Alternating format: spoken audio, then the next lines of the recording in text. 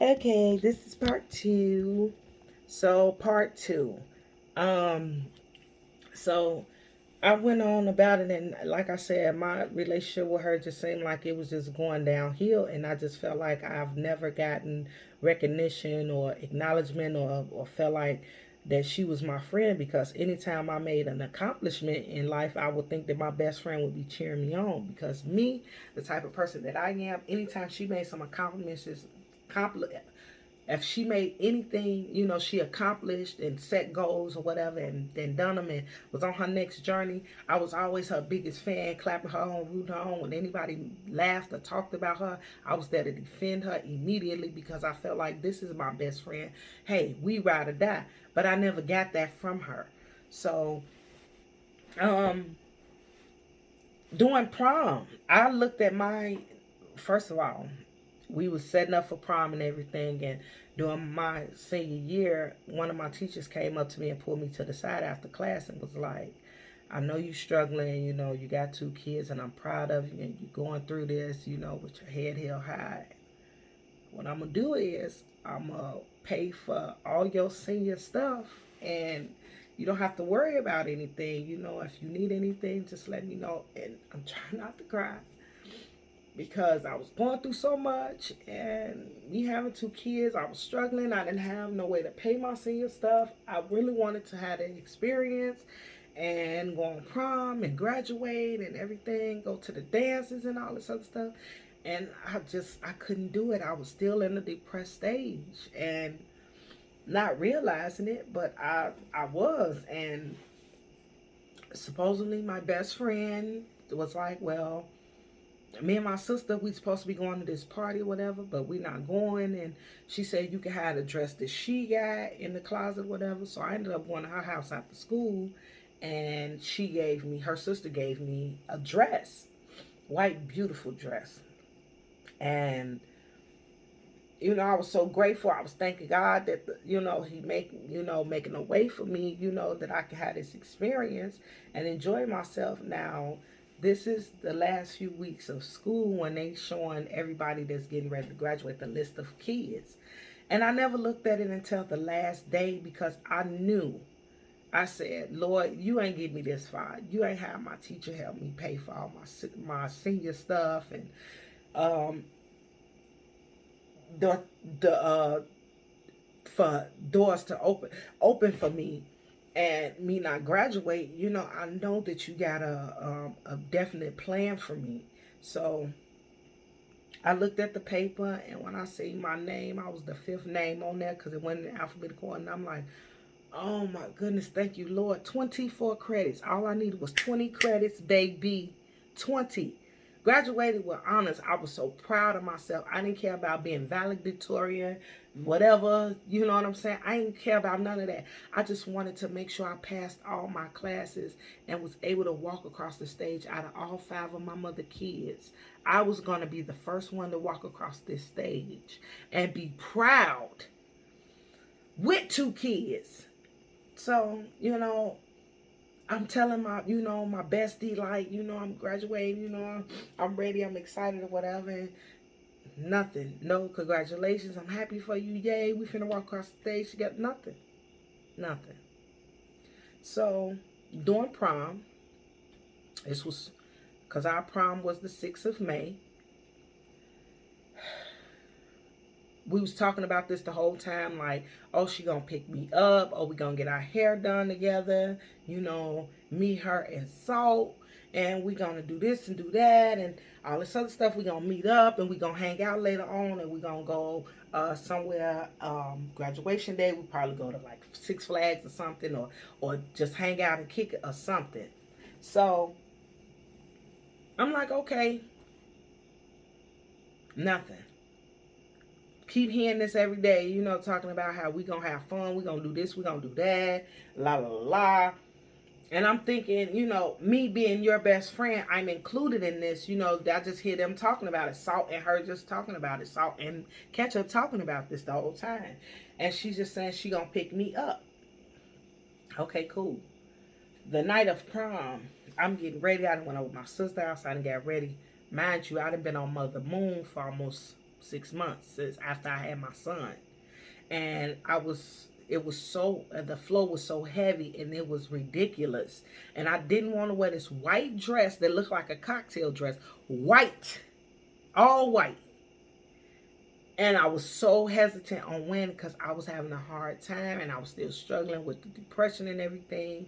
And I calls her phone. I keep calling her phone. She's saying that her and Salt is in the hairdresser place and they still getting their hair done. She ain't got hers done yet, but she's still waiting to get her hair done. And Salt is already in the chair getting her hair done. She was gonna call me when they got out, and they was gonna get ready and come and pick me up.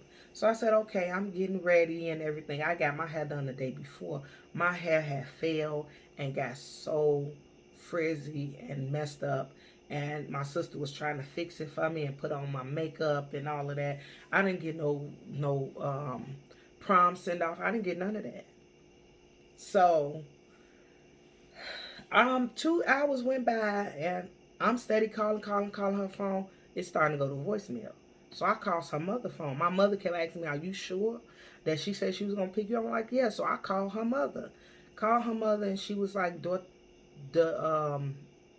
her daughter left um maybe 2 hours, almost 2 hours ago. And I'm like, well, she said she was gonna pick me up. I'm sitting here waiting on her. I'm supposed to be going to prom. I don't have nobody to pick me up. I guess I'm gonna miss prom. I was crying my eyes out. I was so hurt. I was so hurt. So her mother came and picked me up and took me to prom. I get on the boat. I meet up with my friends. You know what she told me? I forgot. She forgot to pick me up.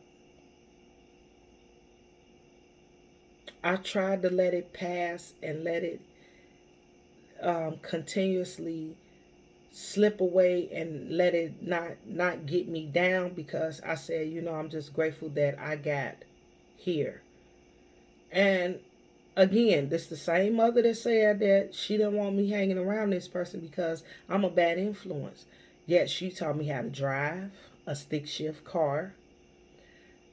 She has been helping taking care of my kids. When they spend the night or whatever, she watched them, put them to sleep, bathed them, and all of that other stuff, and was being a good grandparent to my child. And after I went on, we was going on prom, and I'm steady saying, so what we gonna do now? Where we going? What we gonna do? Is anybody gonna drop me off? Nobody spoke. So I'm trying to figure out how am I gonna get home. So Pepper was like, I'll take you home. I'll take you home. I don't got no problem with that. Mind you, I'm with my youngest daughter, Daddy. I'm living with him and his grandmother. I'll take you home. And I'm like, well, because he was originally supposed to be my date. And he said he didn't want to go. So I'm steady telling my friends, like, I'm stuck. You know what I'm saying? I don't know what I'm going to do after this point when it comes to me getting ready to go home or whatever. I'm like, I thought we was going to do something. No, I'm finna go hang out with this person and that person. I'm finna go to this after party and la la la la. Mind you, I'm not a drinker. I'm still on Mother Moon heavily. And I'm like, I'm just gonna go home because I ain't got, I guess I'm not that much fun. I'm just finna go be with my kids and my man and la la la la. So Pepper, he ended up dropping me off in the limo, taking me home and stuff, and I enjoyed that. So when it came to my graduation, I haven't heard from my friend. Get to the school, because the school was having buses take us up to the graduation. And I told my mother and my sister, I'm like, okay, I got these tickets. I want y'all to come to my graduation. I'm still feeling like the black sheep of the family. And my mother didn't come. Neither did my sister. I didn't have a relationship like that with my dad or my stepmother, because the stuff I had to deal with living with them for 4 years, I didn't want to be around no one. So me and him ended up getting to my graduation. My mother wasn't answering the phone. My sister wasn't answering the phone. Surprisingly, my daddy and my stepmother came and was there to see me walk across that stage. And I kept saying to myself, thank you, Jesus. I said, I got two kids walking across the stage with two kids. People say I wasn't going to do it, but I ended up walking across the stage. You know who my biggest supporter and the fan, the biggest cheerleader was Salt. That's my friend. You go, friend. You got two kids. You go, friend. I hear my guy. Oh, that's my girl. And, my stepmother, people that I didn't think that would cheered me on, was there for me at my graduation that I didn't think that cared about me at all. So, after graduation was over, now, Salt almost missed the graduation. Um, but she ended up making it, and we all ended up. I said, the Ketchup's mother was like, let's take, you guys take a picture, and you know, we took a picture. Me and her took a picture, but every time I asked her, nowadays, years that went by, like, what happened to me, the picture me and you took in graduation? We never took no picture. We ain't never take no picture. I know we took a picture. I remember us taking a picture. Even my dad took a picture with me and her because he kept saying that's your best friend. And why don't you get a picture with your best friend? And I'm like, so what we doing after this? Oh, me and Khadijah, oh, shoot. Me and uh, me and Mustard um is going to go out. We finna go to Six Flags. We finna go do this and do that. And no, they was going to Wisconsin Dells or something like that. And I'm like, like, everything that y'all been doing, y'all have not included me or nothing. Like, what? I just felt like I just didn't get no. I just felt alone.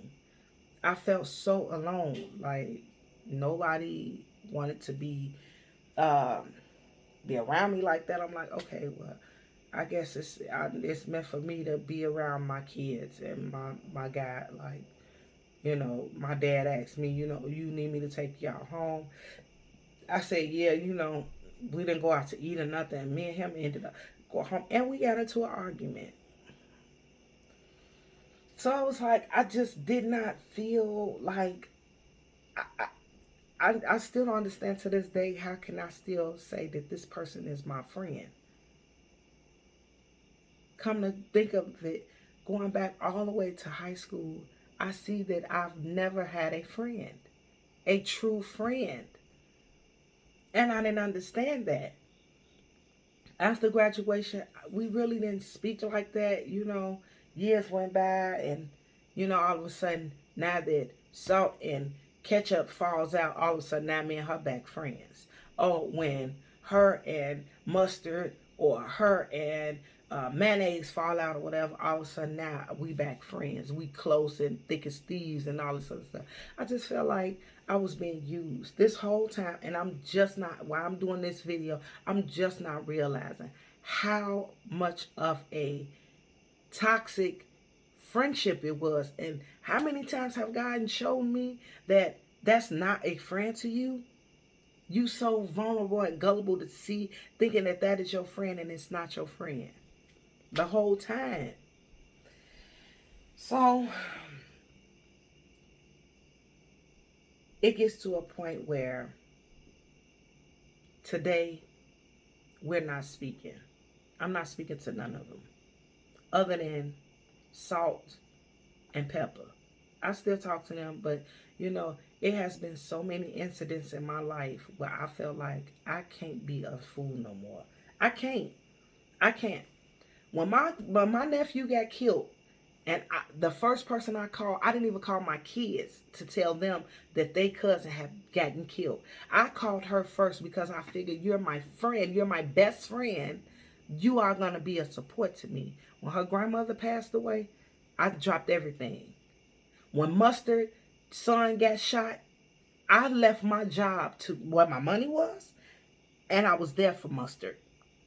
Oh, when Mayonnaise, baby daddy talking about he was gonna do this and do that and kill her and pushed her down the stairs while she was pregnant with her son.